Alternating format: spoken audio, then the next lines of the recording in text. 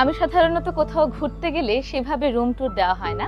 তবে গতবার Saint Martin যাওয়ার পর আপনারা সকলে এত মেসেজ করেছেন আমি কোন রিসোর্টে উঠেছি, আপনারা রুম দেখতে চাচ্ছেন। তো এইবার যেহেতু আমরা হাউস বোটে আছি, হাওড়ে এসেছি, একটু ডিফারেন্ট ভাইব, তাই ভাবলাম এই হাওড়ের হাউস বোটগুলো কেমন হয়, অর্থাৎ নদীর ওপর চলন্ত একটি ঘর বলা যায়, সেখানে ফ্যাসিলিটিস কেমন থাকে সেটা একটু আপনাদের সঙ্গে শেয়ার করি। আমরা বর্তমানে আছি গোলপাতা 2 হাউস বোটে।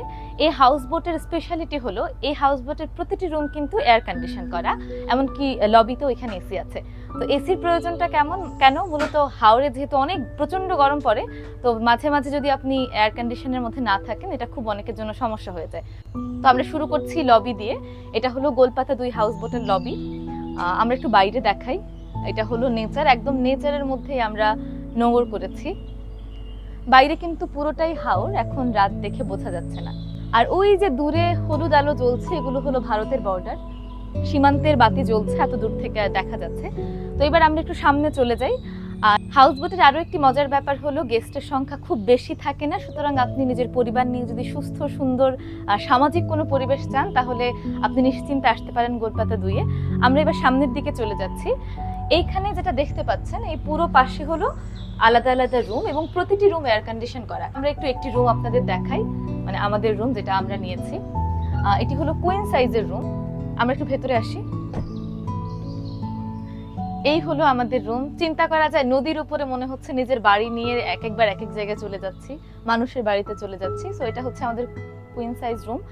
অ্যাটাচ ওয়াশরুম থাকবে, ওয়াশরুমে সব ফ্যাসিলিটিস থাকবে।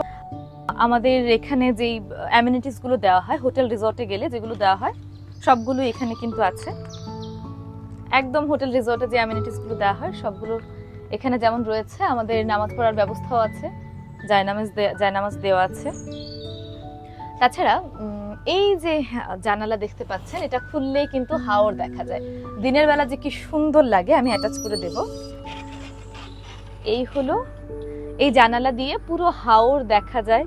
এদিক দিয়ে খুব সুন্দর দৃশ্য। এখন যেহেতু নোঙর করা আছে, আমরা এখন ভারতের একদম বর্ডারের কাছেই নোঙর করেছি।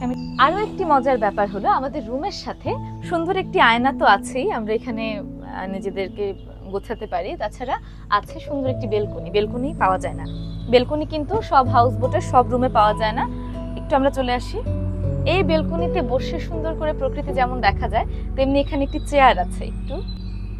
একটু আমি যদি দেখাই আপনাদেরকে, এই হলো বেলকনির দৃশ্য। যদিও অনেক ছোট, কিন্তু হাউস বোটে সাধারণত এর চেয়ে বড় হয় না। হ্যাঁ, এটা তো আসলে কোনো হোটেল রিসর্ট না, নদীর উপর এমন বড় একটি বাড়ি নিয়ে আমার লিটারালি এই কয়েকদিন মনে হচ্ছে আমি বাড়ি নিয়ে ধীরে ধীরে একবার এক জায়গায় চলে যাচ্ছি।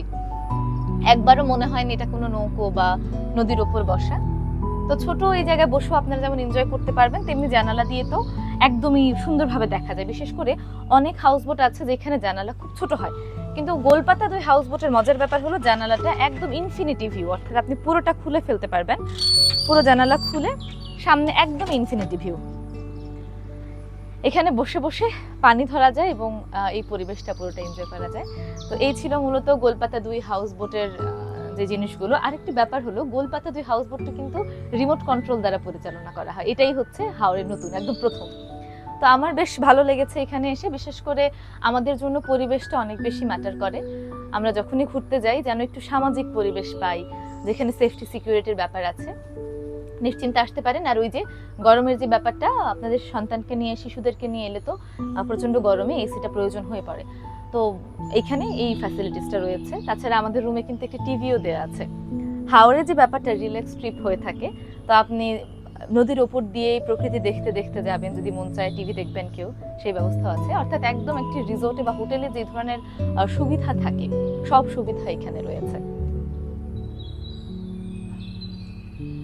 আর যদি গোলপাতা হাউস বোটের সঙ্গে যোগাযোগ করতে চান বা এই সিজনে ট্রিপে আসতে চান, আমি কিন্তু ওনাদের নাম্বারটা কমেন্ট বক্সে এবং পোস্টে মেনশন করে দিয়েছি।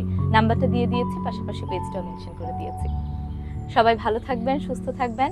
পরিবার নিয়ে সকলের যাত্রা এবং যে কোনো ট্রাভেল শুভ হোক, সুন্দর হোক। ধন্যবাদ।